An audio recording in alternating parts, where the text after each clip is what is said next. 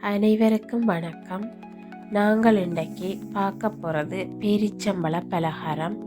பேரிச்சம்பழம் பலகாரம் தயாரிப்பதற்கு தேவையான பொருட்களை பார்ப்போம். ரவை 1/2 கிலோ வறுத்து எடுத்து வச்சிருக்கிறோம். அத்தோட 1/2 கிலோ பேரிச்சம்பழம் விதை நீக்கி வெட்டி எடுத்த நாங்கள். அவற்றுடன் தேங்காய் பூ திருவி காய வச்சு அவற்றை வறுத்து மிக்சியில் அடிச்செடுத்த நாங்கள். கச்சான் வறுத்து அவற்றையும் மிக்சியில் அடித்த நாங்கள். அத்தோட சீரகம் மிளகையும் அடித்து இதனுடன் நன்றாக சேர்த்து கொள்வோம். அத்தோட சர்க்கரையை நாங்கள் உருகும் வரை தண்ணீர் விட்டு அடுப்பில் காய்ச்சி எடுத்திருக்கிறோம்.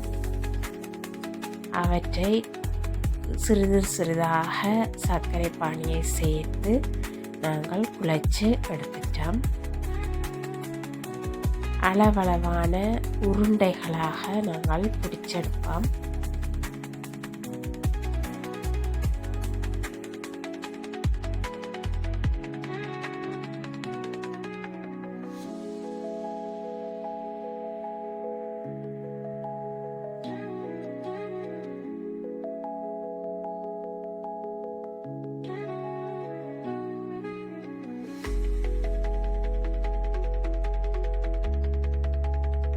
பாருங்க, அளவான உருண்டைகளாக நாங்கள் பிடிச்சி எடுத்துட்டோம்.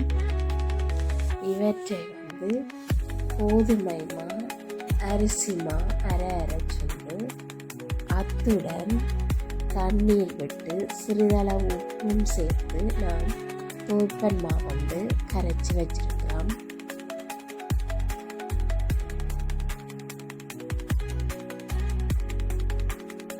காய்ச்சியை அடுப்பில் வச்சு தேங்காய் எண்ணெய் சூடறியணும்.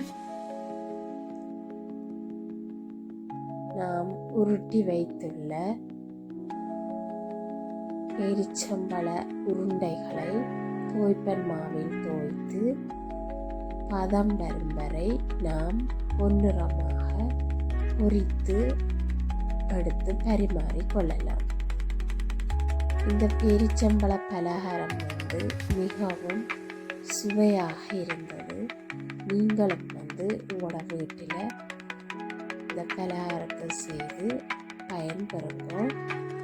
அத்தோட என்னோட சேனல் குயின் ஆஃப் ஸ்கில், அதை சப்போர்ட் பண்ணுங்க. அத்தோட சப்ஸ்கிரைப் பண்ணுங்க. அது ஒரு வகையில் எங்களுக்கு சப்போர்ட்டாக அமையும்.